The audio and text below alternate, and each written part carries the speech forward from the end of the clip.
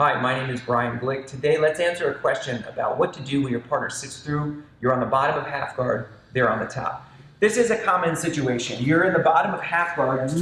Your partner will usually be looking to pass chest towards your chest. This is most times, but there are times where your partner, because especially when you get a little bit better at framing out, your partner feels that it's better for them to turn and face your legs, sitting their body through in order to start to free their leg. Okay, this is a very nice strategy. A lot of people have used it very, very successfully throughout their careers to be able to pass really tough people's half guards. And from here, a lot of times you'll see the top person ending up taking the bottom person's back and passing the north-south and all of this stuff. So this was popularized a lot by Marcelo Garcia. He made a career on sitting through and then taking people's backs out of this position, passing the guard into north-south. Okay, it's a very effective strategy. When you're on the bottom, however, you have to understand that the closer your partner's hips are to your hips, the more mobility and framing possibilities you have with your upper body. When your partner walks their hips up towards your upper body, your elbows start to move away from your hips and then you become weak in this position. So whenever we see somebody sitting through, the first thing that we do is we tuck our elbows to the inside so that we can start to create a little bit of resistance here, pushing our elbows down in this fashion.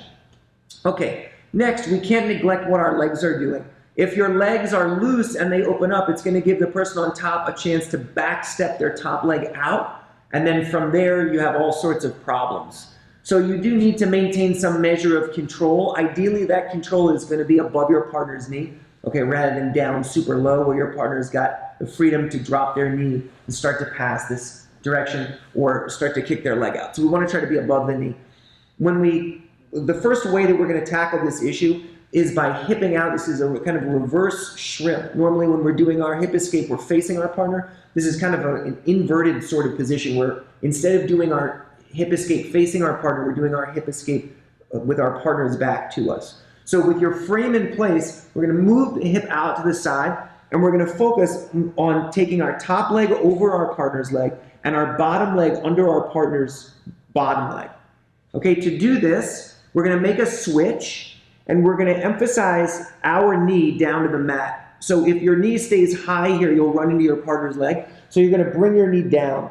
If you try to go directly into your partner's knee, sometimes this can be challenging. So the best place for your knee is actually just in front of your partner's knee. Okay, we're going to use the combination of the elbow at the hip with the bottom knee joining, and we slip underneath. So although we've brought our knee through, we're not fully where we need to be. Now we need to change our hip position as you would for a normal hip escape by extending our arms and taking our knee up to the sky. As we do that, now our partner's hips change relative to our hips. We've got our knee up to the sky. This leg that was on top can stay there. Or if flexibility and mobility is an issue, you can take this leg back underneath and form a hook. We're going to turn to face our partner, staying behind them. Now from here we can come up and cover our partner's back with our chest, plant our foot on the floor, and move our way around the corner, taking our partner's back. In the opposite angle here, you have a partner on top, person on top, putting some pressure on you. Normally we're looking to face our partner and then bring our legs back inside. But we have a partner who's chosen to bring the top arm over. And notice here that his elbow position is down by my hip. Okay, it's not up by the shoulder. So he has this reverse underhook rather than a reverse overhook. We bring our elbows in. We focus on keeping our legs above our partner's knee. We tuck our elbow to the inside.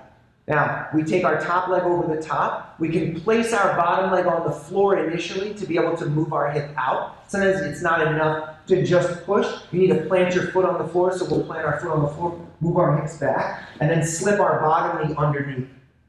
From here, we take our knee to the sky so that we can turn to face our partner, and you have a dozen options from here. You can take this hook out, you can leave this leg in, you can go underneath your partner's arm here for the far trap grip. Begin to pull, move yourself into a back position and go on the attack. However you choose to do it, the idea is essentially the same as you would use from the bottom of the mounted position. It's a knee elbow escape, it's a hip escape. The difference is the direction that your partner is facing, but the mechanics, elbow to knee, turning the knee to the sky, hipping out, it gives you good exposure for your partner's back. Hopefully this was helpful for you. We'll see you soon.